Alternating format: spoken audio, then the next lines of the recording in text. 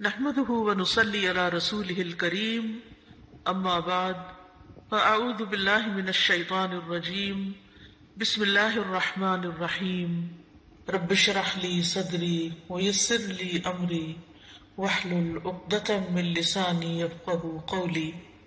حضرت عائشہ کہتی ہیں کہ رمضان کے روزے فرض کیے جانے سے پہلے رسول اللہ صلی اللہ علیہ وسلم عاشورہ کے روزے کا حکم دیا کرتے تھے۔ اس کے بعد جب رمضان کا مہینہ فرض کر دیا گیا تو جو چاہتا عاشورہ کے دن روزہ رکھ لیتا اور جو چاہتا نہ رکھتا۔ نبی صلی اللہ علیہ وسلم نے اس دن کو روزہ رکھنے کو پسند کیا، اسی لیے اس کو مستحب کہا جاتا ہے، پسندیدہ کہا جاتا ہے۔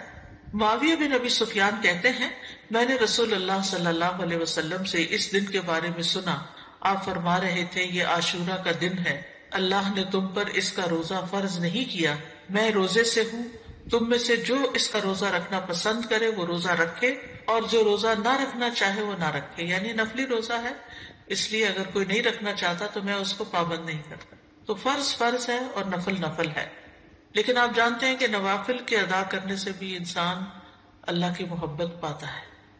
پھر ایک اور روایت کے مطابق آپ نے اس دن روزہ رکھنے کے بارے میں لوگوں کو اختیار دیا تھا۔ صحیح مسلم میں ہے، عبداللہ ابن عمر رضی اللہ عنہ سے روایت ہے کہ اہل جاہلیت عاشورہ کے دن کا روزہ رکھتے تھے اور رسول اللہ صلی اللہ علیہ وسلم اور مسلمانوں نے بھی رمضان کی فرضیت سے پہلے اس کا روزہ رکھا۔ اس کے بعد رمضان فرض کر دیا گیا تو رسول اللہ صلی اللہ علیہ وسلم نے فرمایا عاشورہ بھی اللہ کے دنوں میں سے ایک دن ہے، جو چاہے اس کا روزہ رکھ لے اور جو چاہے چھوڑ دے۔ لیکن یہ یاد رکھیے کہ عرفہ کا روزہ عاشورہ کے روزے سے افضل ہے۔ ابھی پچھلے مہینے جو عرفہ کا روزہ رکھا گیا تھا 9 تاریخ کا روزہ، وہ 2 سال کے گناہوں کا کفارہ ہے، جبکہ محرم کا روزہ جو ہے وہ 1 سال کے گناہوں کا کفارہ ہے۔ اس کی حکمت کے بارے میں کہا جاتا ہے 10ویں محرم کا روزہ موسیٰ علیہ السلام کی طرف منسوب ہے اور عرفہ کا روزہ نبی صلی اللہ علیہ وسلم کی طرف منسوب ہے۔ جیسا کہ آپ جانتے ہیں کہ موسیٰ علیہ السلام کو اللہ تعالیٰ نے اس دن فرعون سے نجات دی تھی جب وہ سمندر پار کر آئے تھے بنی اسرائیل کے ساتھ، تو اس کے لیے شکرانے کے طور پر بنی اسرائیل اس کا روزہ رکھا کرتے تھے۔ اور یہ ہماری شریعت کے خصائص میں سے ہے کہ نبی صلی اللہ علیہ وسلم کی طرف جو چیز منسوب ہو، آپ کی برکت کی وجہ سے اس کا اجر زیادہ کر دیا جاتا ہے۔ ویسے بھی اس امت کے اجر باقی امتوں کے مقابلے میں زیادہ ہے۔ اسی طرح کچھ اور وجوہات بھی بتائی گئی ہیں، اور یہ کہا جاتا ہے کہ عرفہ کا دن جو ہے وہ حرمت کے مہینوں میں سے درمیانی مہینے میں، اس سے پہلے بھی حرمت والا مہینہ، اس کے بعد بھی۔ یہ ایک رائے ہے۔ ایک قول یہ ہے کہ 10ویں محرم کو اللہ نے موسیٰ علیہ السلام پر اپنی نعمت کو مکمل کیا، انہیں ان کے دشمن سے نجات دی، اور عرفہ کے دن اللہ نے اپنے رسول محمد صلی اللہ علیہ وسلم پر رسالت مکمل کر کے ان پہ انعام فرمایا۔ الیوم اکملت لکم دینکم واتممت علیکم نعمتی ورضیت لکم الاسلام دینا۔ اور دین میں حاصل ہونے والی مکمل نعمت جسم میں حاصل ہونے والی مکمل نعمت سے زیادہ افضل ہے۔ یعنی بنی اسرائیل کو نعمت ملی تھی جسمانی آزادی کی، جو فرعون نے ان کو غلام بنا رکھا تھا، اور محمد صلی اللہ علیہ وسلم کی امت کو کامل دین ملا اس سے۔ تو دین جو ہے وہ جسم سے افضل ہے۔ دینی نعمتیں، روحانی نعمتیں جسمانی نعمتوں سے افضل ہوتی ہیں، لیکن ہم عام طور پر جسمانی نعمتوں کے حصول کے لیے زیادہ کوشش بھی کرتے ہیں اور زیادہ ایکسپرٹیز حاصل کرتے ہیں۔ پھر اسی طرح اس مہینے کے روزے ہوں یا عرفہ کا روزہ ہو یا رمضان کا روزہ ہو، روزوں کے اپنے جسمانی اور نفسیاتی فوائد ہیں اور بعض اوقات انسان کی عقل سے باہر ہے۔ کوشش ہمیں یہ کرنی چاہیے کہ کوئی مہینہ ایسا نہ گزرے کہ جس میں ہم کم از کم 1 روزہ نہ رکھیں یا 3 دن کے روزے نہ رکھیں، کیونکہ ہر مہینے میں 3 دن کے روزے جو ہیں وہ سینے کا وحر دور کرتے ہیں۔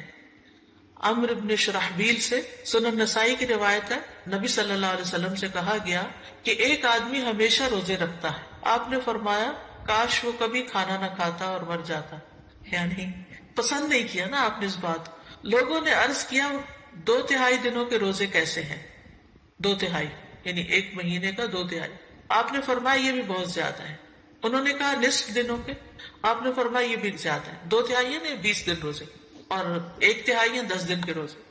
پھر فرمایا میں تمہیں وہ روزے نہ بتاؤں جو سینے کا کینہ دل کے مفاسد دور کرنے کے لیے کافی ہیں؟ ہر ماہ میں 3 دن کے روزے، تو ہر ماہ میں 3 دن کے روزے ایام 20 کے روزے ہو سکتے ہیں، یا آپ سوموار جمعرات میں سے کوئی ہر ہفتے ایک کر کے، ویسے تو 4 ہفتے بنتے ہیں لیکن 3 ہفتے لے لیجئے اور ایک روزہ ان دنوں میں سے کسی دن رکھ لیجئے۔ ہر مہینے کے 3 روزوں کا جو اجر ہے وہ بہت زیادہ ہے، زمانے بھر کے روزوں کا اجر لکھا جاتا ہے، یعنی ایک روزہ 10 کے برابر ہے، 10 دن، یعنی مہینے میں 3 اشرے ہوتے ہیں نا، تو آپ نے 3 روزے رکھے تو وہ 3 اشروں کے برابر ہو گئے، تو سارا سال آپ ایسا کر رہے ہیں تو گویا آپ پوری زندگی روزے سے ہی ہیں۔ پھر یہ کہ نفس سے شیطان کے وسوسے کو ختم کرتا ہے، سبحان اللہ۔ روزہ جو ہے یہ وحر دور کرتا ہے، یہ جو وسوسے ہمیں ستاتے ہیں نا، بعض اوقات نعوذ باللہ اللہ تعالیٰ کے بارے میں کوئی ایسی بات ذہن میں ڈال دیتا ہے، کوئی رسول اللہ صلی اللہ علیہ وسلم کے بارے میں، دین کے بارے میں، قرآن کے بارے میں، انسانوں کے بارے میں۔ شیطان کا تو کام ہی وسوسے ڈالنا ہے۔ من شر الوسواس الخناس الذی یوسوس فی صدور الناس من الجنۃ والناس۔ تو روزہ رکھنے سے شیطان کے وسوسوں سے نجات ملتی ہے۔ شیطان جسم میں خون کی طرح دوڑتا ہے، تو جب ہم زیادہ کھاتے پیتے ہیں، ہماری سرکولیشن زیادہ ہوتی ہے تو اس کی بھی ایکٹیویٹی زیادہ ہوتی ہے، اور جب ہم روزہ رکھتے ہیں تو وہ رگیں تنگ ہوتی ہیں اور شیطان کو تنگی ہوتی ہے تو وہ اپنا کام بہتر طور پہ نہیں کر سکتا۔ پھر اسی طرح یہ بھی آتا ہے کہ یہ روزے دار کے دل کو کینے، بغض سے اور عداوت سے پاک کر دیتے ہیں۔ بعض اوقات انسان اپنے آپ سے ہی پریشان اور تنگ ہوتا ہے کہ کچھ لوگوں کے بارے میں اس کے دل میں جو غصہ یا غضب ہوتا ہے وہ نکلتا نہیں۔ اسی ہفتے ہم نے سورۃ محمد میں اللہ یخرج اللہ اضغانکم، ضغن کی بات پڑھی اور ضغن کی تعریف بھی پڑھی کہ ایسی نفرت جو انسان دل سے نہ نکال سکے، یعنی وہ دل کے اندر رہے۔ کسی انسان نے کبھی زندگی میں آپ سے کوئی زیادتی کر لی، انسان ہونے کے ناطے زیادہ ہی زیادتی کر لی، اب وہ آپ کو کبھی بھولتی نہیں، اور آپ بار بار اپنے آپ کو یہ یاد دلاتے ہیں میں تو اس کو کبھی بھول نہیں سکتی، اس کو میں نہیں بھول سکتی، یہ تو میرے حافظے سے جاتا ہی نہیں۔ اچھا پھر کیا ہوتا ہے، بیٹھے بیٹھے بھی اگر آپ کو وہ دکھ یاد آئے تو آپ رونا شروع کر دیتے ہیں اور آپ پریشان ہوتے ہیں۔ تو ایسے سارے بوجھ اتار دینے چاہیے دل سے، یعنی بجائے اس کے کہ انسان ان کو پالے اور غمگین رہے اور پریشان رہے، ہلکا پھلکا رہے، لیکن یہ اتنا آسان نہیں ہے۔ اس میں ایک تو یہ ہے کہ انسان اپنے آپ کو پازیٹیو سٹروکس دے کہ میں نے معاف کر دیا، میں معاف کر دوں گی، میں اپنے دل سے نکال دوں گی، مجھے اس سے کچھ لینا دینا نہیں، مجھے اس کا بدلہ نہیں لینا، میں اس کو معاف کر رہی ہوں، اللہ مجھے معاف کر دے، میں اپنے دل سے نکال رہی ہوں۔ یعنی باقاعدہ پھر وہ امیج بنتے ہیں کہ نکال دیا نکال دیا نکال دیا، اور اس میں روزے آپ کو مدد دیں گے کہ آپ ان مصیبتوں سے باہر نکلیں۔ پھر یہ روزے دل کو نرم کرتے ہیں، سختی ختم کرتے ہیں، پریشانی اور کدورت کو دور کرتے ہیں، سینے کو خوشی سے بھر دیتے ہیں۔ یعنی انسان کے جسم کے اندر کچھ ہارمونز ایسے پروڈیوس ہوتے ہیں کہ جو اس کی تکلیف کو دور کرتے ہیں، نہ صرف جسمانی بلکہ اس کے ساتھ ساتھ پریشانی بھی دور ہوتی ہے۔ دل کے غم اور رنجیدہ ہونے کا مؤثر علاج ہے، یعنی جس کا دل اکثر غمگین رہتا ہو، اٹھتے بیٹھتے کبھی کسی کی یاد ستائے، کبھی کسی کا رویہ ستائے، تو اس کو یہ پریکٹس شروع کرنی چاہیے، یعنی روزے رکھنے چاہیے۔ اب تو بہت سی اس پہ تحقیقات بھی ہو چکی ہیں کہ بہت سے جسمانی امراض کے لیے، فزیکل ایلمنٹس کے علاج کے لیے روزے جو ہیں یہ بہت فائدہ دیتے ہیں۔ خاص طور پر 3 روزے مہینے کے جو ہیں سینے کا وحر دور کرتے ہیں، وسوسہ، کینہ، عداوت، غصہ، کڑنا، جلنا، دل کی سختی، کدورت، یہ ساری چیزیں رفع دفع ہو جاتی ہیں ان روزوں کی برکت سے۔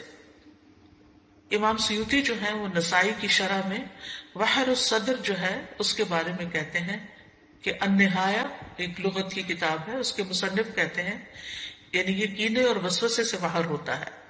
ایک قول ہے یہ کینہ اور غصہ ہوتا ہے، ایک قول ہے کہ اس سے مراد عداوت ہے، ایک قول ہے اس سے مراد شدید ترین غصہ ہے۔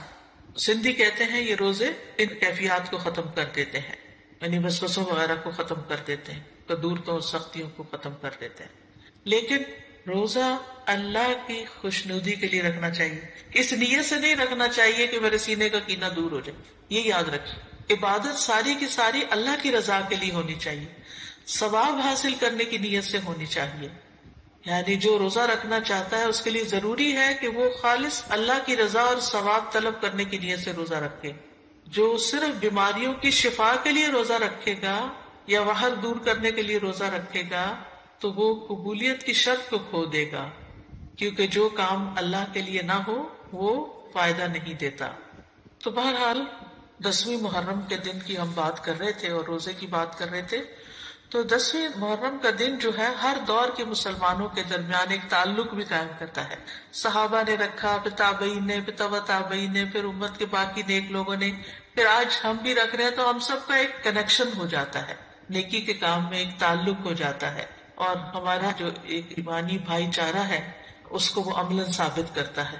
والمؤمنون والمؤمنات بعضهم اولیاء بعض، مومن مرد اور عورتیں ان کے بعض کے دوست ہیں، اور یہ دوستی صرف اپنے زمانے کے لوگوں کے لیے نہیں بلکہ پیچھے سے چلی آ رہی۔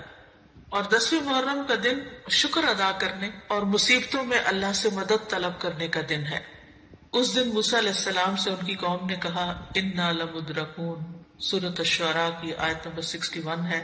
تو موسیٰ علیہ السلام نے جواب دیا کلا ان معی ربی سیہدین، ہرگز نہیں، بے شک میرے ساتھ میرا رب ہے، وہ مجھے ضرور راستہ بتائے گا، وہ میری مدد کرے گا۔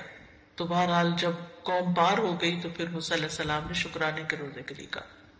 جاہلیت میں لوگ اس دن کی تعظیم کرتے تھے اور اس دن کعبے کا غلاف پہناتے تھے، یعنی یہ دن انہوں نے کعبے پر غلاف پہنانے کے لیے خاص کیا ہوا تھا۔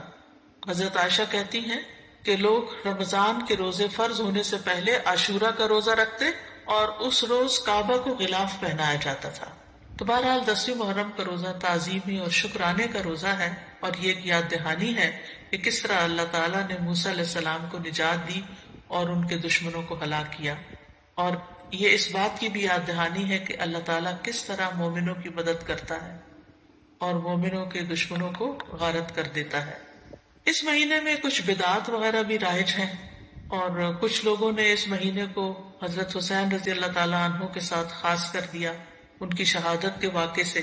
ان کی شہادت تو بعد بھی ہوئی، اور یہ جتنی باتیں میں نے آپ کو بتائی ہیں یہ ان سے پہلے کی ہی ہمارے دین میں موجود ہیں۔ تو ہمیں یہ دیکھنا چاہیے کہ شہادت جو ہے وہ حضرت عمر کی بھی ہوئی ہے، حضرت عثمان کی بھی ہوئی ہے، حضرت علی کی بھی ہوئی ہے، حضرت حسین رضی اللہ عنہ کی بھی ہوئی ہے، ان کے گھر والوں کی بھی ہوئی ہے، اور بھی امت میں بہت سے لوگوں کی ہوئی۔ جنگ بدر میں کچھ لوگ شہید ہوئے، جنگ احد میں بہت سے لوگ شہید ہوئے۔ تو شہادت تو ایک بہت اعلیٰ درجے کا مقام ہے، اور جو اللہ تعالیٰ کے پاس شہید ہو کر پہنچتے ہیں یستبشرون بنعمت من اللہ، وہ اللہ کی نعمتیں جو ان کو وہاں ملتی ہیں ان پر خوش ہوتے ہیں۔ تو اس لیے ہمیں ان کے لیے دعا کرنی چاہیے، لیکن دین میں ایسے کام نہیں کرنے چاہیے جو نبی صلی اللہ علیہ وسلم نے نہیں کیے، بلکہ ان سے منع بھی کیا۔ آپ صلی اللہ علیہ وسلم نے فرمایا وہ شخص ہم میں سے نہیں جو اپنے رخسار پیٹے، کپڑے پھاڑے اور جاہلیت کی باتوں کی طرح باتیں کرے۔ مومن مصیبت کے وقت صبر کرتا ہے، اجر کی نیت رکھتا ہے، تقدیر پہ راضی رہتا ہے۔ تو اس دن کو نہ ہی جشن کا دن بنانا چاہیے اور نہ ہی غم کا دن بنا لینا چاہیے، بلکہ وہ کرنا چاہیے جس کی ہمیں قرآن و سنت سے تعلیم ملتی ہے۔ بس دعا ہے کہ اللہ تعالی ہمیں روزے رکھنے کی توفیق عطا فرما دے، کیونکہ واقعی یہ ایک بڑا جہاد ہے نفس سے، اور خاص طور پر جب انسان بیمار ہو جاتا ہے تو اس صورت میں اور بھی مشکل ہو جاتا ہے، اور جو عمر بڑھتی جاتی، لیکن اگر عادت پڑ جائے تو پھر انسان کے لیے آسان ہو جاتا ہے۔ تو صحت کو بیماری سے پہلے غنیمت جانے اور اس میں اچھی عادتیں اپنائیں، دینی اعتبار سے بھی سستی نہ کریں کہ انسان اور کاموں میں لگا رہے اور نمازوں کی پرواہ نہ کرے یا عبادات سے غافل رہے اور صرف دنیا کے پیچھے بھاگتا رہے۔ نہیں، عام دنوں میں، صحت کے دنوں میں انسان پابندی کرے تاکہ اس کا اجر محفوظ ہو جائے، کیونکہ اگر کوئی زندہ رہتا ہے تو بڑھاپا تو آنا ہی آنا ہے، اور بڑھاپے کی کمزوریاں بھی لاحق ہونی ہے۔ یہ الگ بات ہے کہ کچھ لوگوں کو اللہ سبحانہ وتعالیٰ ایسی توفیق دیتا ہے کہ وہ بڑھاپے میں بھی اپنی عبادت جاری رکھتے ہیں، بلکہ وہ جوانی سے بھی زیادہ اس میں عبادت کرتے ہیں کہ اب فرصت ہو گئی، فراغت ہو گئی، اور یہ اللہ ہی کی توفیق سے ہوتا ہے۔ تو عام دنوں میں جو کی جانے والی عبادت ہے اس کو انسان شوق سے کرے، پابندی کے ساتھ کرے، چھوٹی چھوٹی باتوں پر ان چیزوں کو چھوڑ نہ دے۔ عاشورہ کا روزہ پہلے فرض تھا، بعد میں اس کی فرضیت منسوخ ہو گئی تھی، مستحب ہو گیا تھا۔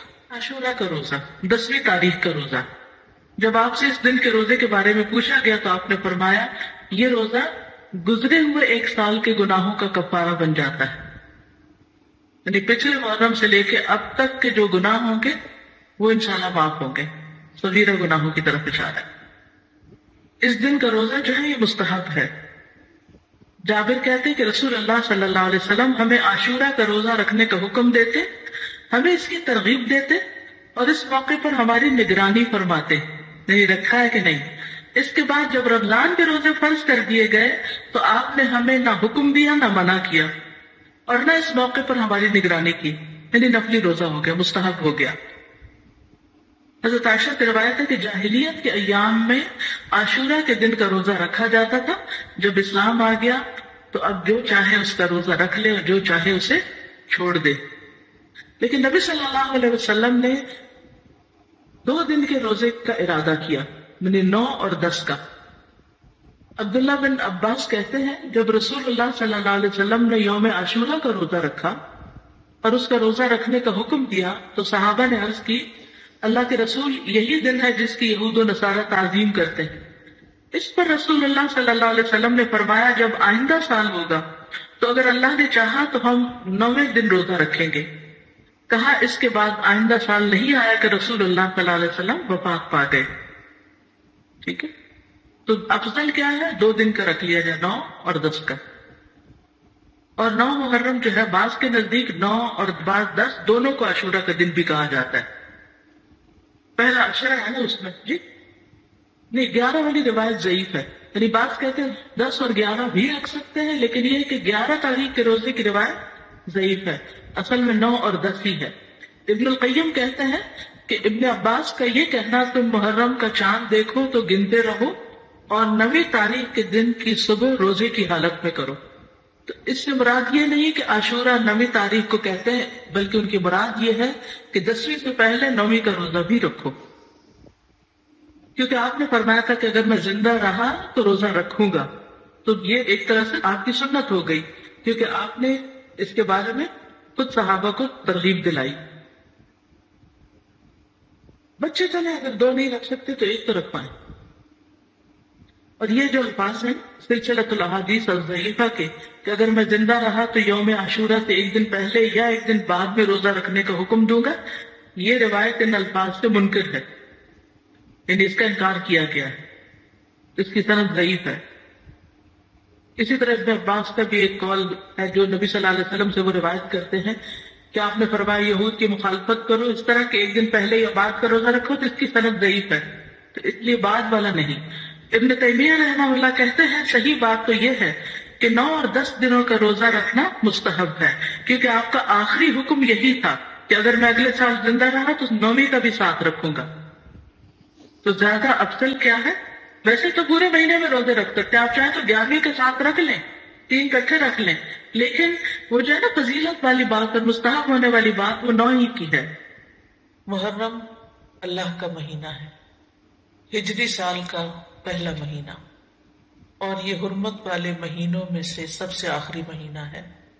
یعنی 3 جو پے در پے مہینے ہیں ان میں سے آخری مہینہ ہے. اور وہ پے در پے مہینے ذوالقعدہ، ذوالحجہ اور محرم ہے، اور رجب الگ سے ہے. مہینوں کی گنتی کے بارے میں سورۃ التوبہ میں اللہ سبحانہ وتعالیٰ ارشاد فرماتے ہیں بے شک مہینوں کی گنتی اللہ کے نزدیک اللہ کی کتاب میں 12 مہینے ہیں.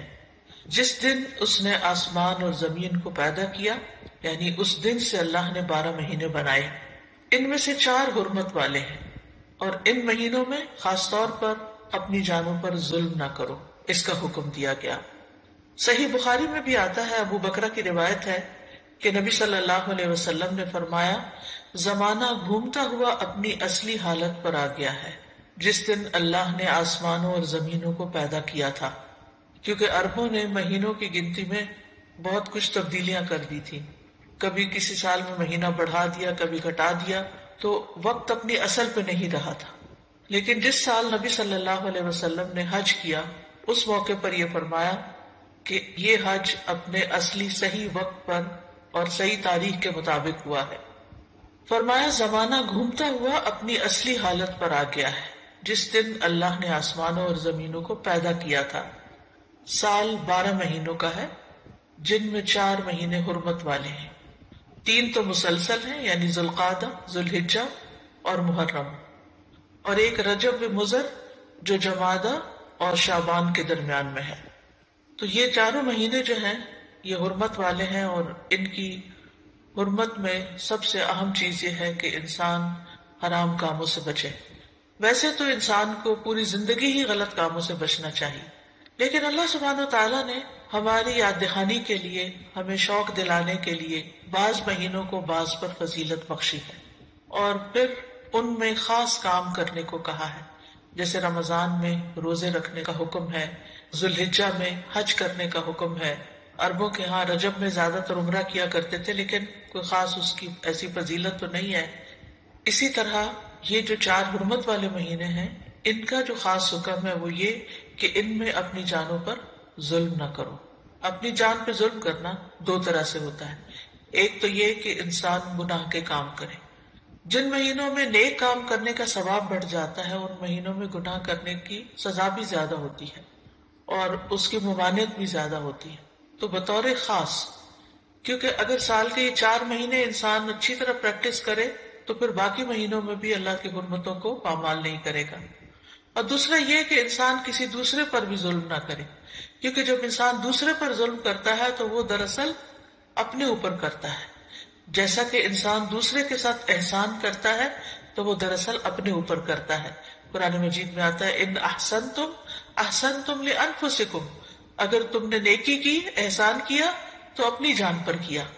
یعنی بظاہر ایسا لگتا ہے کہ جیسے انسان دوسرے کو فیور دے رہا ہے، لیکن حقیقت میں وہ اس کے اپنے لیے ہی بہتر ہوتا ہے۔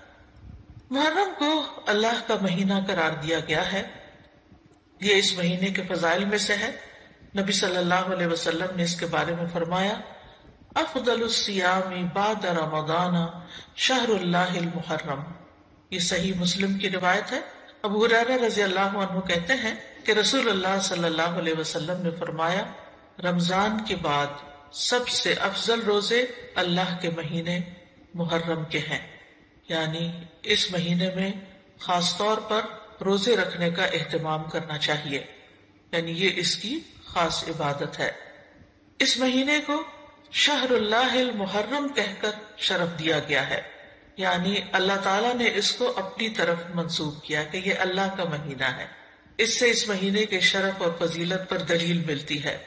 اللہ سبحانہ و تعالیٰ اپنی خاص خاص مخلوقات کو اپنی طرف منسوب کرتا ہے، جیسے اللہ سبحانہ و تعالیٰ نے محمد صلی اللہ علیہ وسلم کو، ابراہیم علیہ السلام کو، اسحاق علیہ السلام کو، یعقوب علیہ السلام کو اور دیگر انبیاء کو اپنی عبودیت کی طرف منسوب کیا ہے کہ اللہ کے بندے، ان کو اپنا بندہ قرار دیا ہے۔ اسی طرح خانہ کعبہ کو اللہ تعالیٰ نے بیت اللہ کہا ہے، اللہ کا گھر۔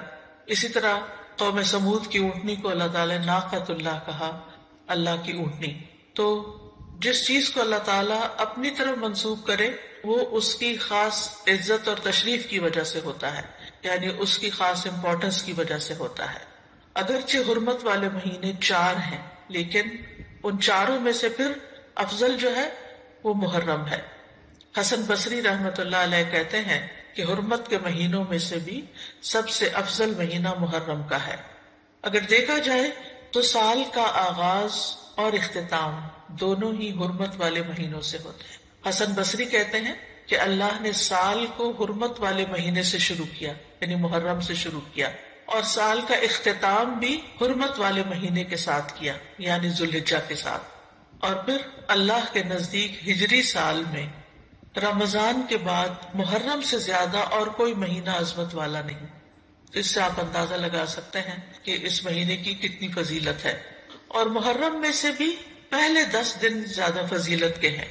سلف صالحین 3 عشروں کی تعظیم کیا کرتے تھے۔ ابو عثمان نہدی رحمہ اللہ کہتے ہیں کہ سلف صالحین 3 عشروں کی تعظیم کرتے تھے: رمضان کے آخری 10 دن، ذوالحجہ کے پہلے 10 دن اور ماہ محرم کے پہلے 10 دن۔ یعنی یہ 3 جیسے دھاکے جن کو کہتے ہیں، یعنی 10 دن پر مشتمل دن، یہ باقی دنوں کی نسبت زیادہ اہمیت کے حامل ہیں۔ حرمت والے مہینوں میں خاص طور پر ظلم کی ممانعت ہے۔ اللہ سبحانہ وتعالیٰ نے ان مہینوں میں جان پر ظلم کرنے سے منع کیا، فرمایا فَلَا تَظْلِمُوا فِيهِنَّ أَنفُسَكُمْ، لہذا ان مہینوں میں خاص طور پر اس چیز کا اہتمام کرنا ضروری ہے یعنی حرمت والے مہینوں میں ظلم کی سنگینی کا ذکر ہے، یعنی اس میں ظلم کرنا، کسی بھی انسان پر، کسی جاندار پر، کسی بھی چیز پر کسی کا بھی حق نہ دینا، یہ زیادہ بڑا گناہ ہے، یعنی دوسرے مہینوں کی نسبت۔ اگرچہ سارا سال ہی منع ہے، ہر حال میں ظلم سنگین ہوتا ہے، لیکن ان مہینوں میں بطور خاص منع کیا گیا ہے۔ پھر ایک اور بات یہ ہے کہ محرم کے مہینے میں خاص عبادت جو ہے وہ روزے رکھنے کی ہے، تو اس مہینے میں اللہ کی توفیق سے اگر ممکن ہو تو کثرت سے روزے رکھنا مستحب ہے۔ روزوں کے اعتبار سے رمضان کے بعد سب سے افضل مہینہ ہے۔ صحیح مسلم کی روایت ہے، ابو ہریرہ کہتے ہیں کہ رسول اللہ صلی اللہ علیہ وسلم نے فرمایا، رمضان کے بعد سب سے افضل روزے اللہ کے مہینے محرم کے ہیں۔ ابن رجب کہتے ہیں کہ یہ حدیث اس معنی میں واضح اور صریح ہے کہ رمضان کے بعد نفلی روزوں میں افضل ترین روزے اللہ کے مہینے محرم کے روزے ہیں، اور یہ سب نفلی روزے ہیں۔ فرض روزوں سے پہلے محرم میں روزے رکھے جاتے تھے، پھر جب فرض روزے رمضان میں ہو گئے تو پھر محرم کے روزے جو ہیں وہ نفلی ہو گئے۔ نبی صلی اللہ علیہ وسلم صرف شعبان میں کثرت سے روزے رکھتے تھے۔ عائشہ رضی اللہ تعالی عنہا روایت کرتی ہیں کہ نبی صلی اللہ علیہ وسلم شعبان کے مہینے سے زیادہ کسی اور مہینے میں نفلی روزے نہیں رکھتے تھے، مطلب آپ نے محرم کا سارا مہینہ روزے نہیں رکھے یا شعبان سے زیادہ نہیں رکھے۔ اسی طرح صحیح بخاری کی روایت ہے، ابن عباس کہتے ہیں نبی صلی اللہ علیہ وسلم نے رمضان کے سوا کبھی پورا ایک مہینہ روزے نہیں رکھے۔ تو اگرچہ اس مہینے کے روزے افضل ہیں، لیکن پورا مہینہ رکھنے کی ضرورت نہیں ہے۔ آپ روزے رکھتے حتیٰ کہ کہنے والا کہتا واللہ آپ کبھی افطار نہیں کریں گے، یعنی مسلسل رکھتے چلے جاتے تھے، اور افطار کرتے یعنی چھوڑ دیتے روزے رکھنا حتیٰ کہ کہنے والا کہتا اللہ کی قسم آپ کبھی روزے نہیں رکھیں گے۔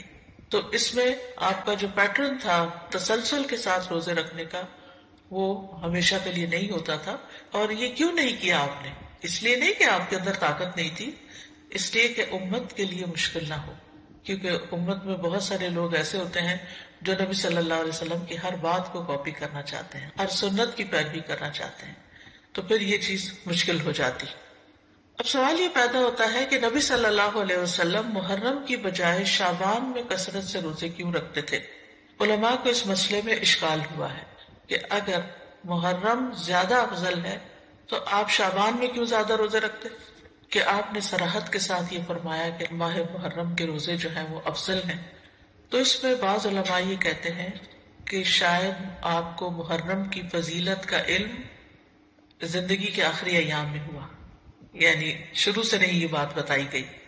اور یہ بھی ہو سکتا ہے کہ اس مہینے میں آپ کو کئی عذر پیش آ جاتے تھے جس کی وجہ سے آپ یہ روزے نہیں رکھ سکتے تھے، جیسے سفر ہے یا بیماری کا لاحق ہونا ہے، لیکن چونکہ آپ نے فرما دیا ہے کہ یہ افضل ہے تو بہرحال یہ افضل ہے، یعنی اس مہینے میں روزے رکھنا۔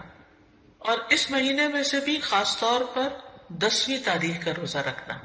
جمہور علماء کے نزدیک عاشورہ محرم کا 10واں دن ہے، اور اس دن روزہ رکھنا جو ہے وہ مستحب ہے۔ اور عاشورہ ایک اسلامی نام ہے، جاہلیت میں یہ نام معلوم نہیں تھا، کوئی سے جانتا نہ تھا، یعنی اس وقت 10 محرم کو عاشورہ نہیں کہتے تھے۔ تو عاشورہ کا روزہ جو ہے یہ مستحب ہے اور اس کی بہت فضیلت ہے۔ صحیح مسلم میں آتا ہے رسول اللہ صلی اللہ علیہ وسلم نے فرمایا، اور یوم عاشورہ کا روزہ میں امید رکھتا ہوں کہ پچھلے سال کے گناہوں کا کفارہ بن جائے گا، پچھلے سال کے گناہوں کا کفارہ بن جائے گا۔ ان یکفر السنۃ التی قبلہ، اب یہ گناہوں میں سے کیا مراد ہے؟ اس کے بارے میں آتا ہے کہ عاشورہ کا روزہ تمام صغیرہ گناہوں کا کفارہ بنتا ہے اور کبیرہ گناہوں میں کمی کا باعث بنتا ہے، یعنی اس میں تخفیف ہوتی۔ کبیرہ گناہوں کا کفارہ نہیں بنتا، مثلا اگر کسی نے کسی کو قتل کر دیا، اللہ نہ کرے، یا اسی طرح کوئی شراب پیتا ہے یا کوئی زنا کرتا ہے یا کوئی اور اس طرح کے بڑے بڑے گناہوں کے کام کرتا ہے اور وہ کہے کہ میں عاشورہ کا روزہ رکھ لوں گا اور میرا سب کچھ معاف ہو جائے گا، تو ایسا نہیں ہے۔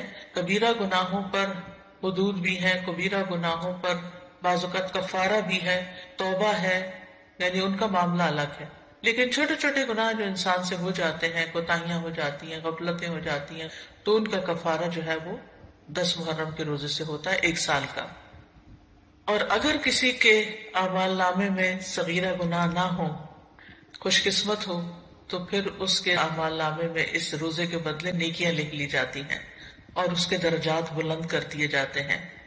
اور پھر اگر کسی کا کوئی ایک آدھ کبیرہ گناہ ہو، جیسے والدین کو ستانا ہے یا کوئی اور اس طرح کے کام ہے، یا غیبت کر لی کسی نے، کسی پہ الزام لگا دیا ناسمجھی میں، کچھ ہوتے ہیں جان بوجھ کے کرنا، کچھ ہوتے ہیں کہ ایسی منہ سے بات نکل جاتی، یعنی آپ کا ارادہ نہیں تھا کہ کسی کی آپ برائی کریں، لیکن کسی نے آپ کے سامنے کسی کی شکایت کی تو آپ نے بھی کوئی ساتھ جملہ بول دیا۔ کئی دفعہ ایسے ہوتا ہے نا کہ ہاں وہ تو ہے ہی ایسا، آپ نے تائید کر دی، تو اب بہرحال آپ نے کسی کی برائی تو کری تھی، تو ہو سکتا ہے کہ کسی کے اعمال نامے میں بہت زیادہ ایسی چیزیں نہ ہوں، خال خال کبھی کبھار کی ہوئی ہوں، تو پھر امید کی جا سکتی ہے کہ اس کے لیے ان گناہوں سے بھی کفارے کا باعث بنے گا۔ پھر اہل و عیال اور اپنے ماتحت لوگوں کو بھی اس دن روزہ رکھوانا چاہیے، یعنی انسان کو چاہیے کہ اپنے اہل و عیال اور جن لوگوں کی ذمہ داری اس پہ عائد ہوتی ہے ان کے بارے میں اس روزے کے حوالے سے خاص خیال رکھیں، سحری کے لیے ان کو جگائیں، ان کو سحری بنا کے دیں، ان کو روزہ رکھنے پر مدد کریں، تو ان کا بھی ثواب آپ کو مل جائے گا۔ ربیہ بنت معبد رضی اللہ عنہما سے روایت ہے، وہ کہتی ہیں کہ نبی صلی اللہ علیہ وسلم نے عاشورہ کے دن صبح کے وقت انصار کی بستیوں میں یہ پیغام بھیجا کہ جس نے آج روزہ نہ رکھا ہو وہ باقی دن کچھ نہ کھائے، اور جس نے روزہ رکھا ہو وہ روزے سے رہے، یعنی جس نے تو صبح سے کچھ نہیں کھایا وہ اب کچھ نہ کھایا، اور جس نے اگر کچھ کھا بھی لیا باقی دن کا روزہ رکھ لے، یعنی اتنی تاکید ہے۔ ربیہ کہتی ہیں کہ اس حکم کے بعد ہم عاشورہ کا روزہ رکھتی تھی اور اپنے بچوں کو بھی رکھواتی، نیز انہیں بہلانے کے لیے ہم روئی کے کھلونے بنا دیتی، جب ان میں سے کوئی کھانے کے لیے روتا تو ہم اسے وہ کھلونا دے دیتی یہاں تک کہ افطار کا وقت آ جاتا، یعنی بہلا پسلا کے بچوں کو بھی روزہ رکھوا دیتی۔ تو اس سے اندازہ کریں کہ اس روزے کی کتنی اہمیت ہے۔ پھر اسی طرح اہل کتاب بھی یہ روزہ رکھا کرتے تھے، یعنی جو مدینہ میں یہودی تھے وہ بھی یہ روزہ رکھتے تھے، تو نبی صلی اللہ علیہ وسلم نے ان کی مخالفت کرتے ہوئے 10ویں کے ساتھ 9ویں کے روزے کو بھی مستحب قرار دیا۔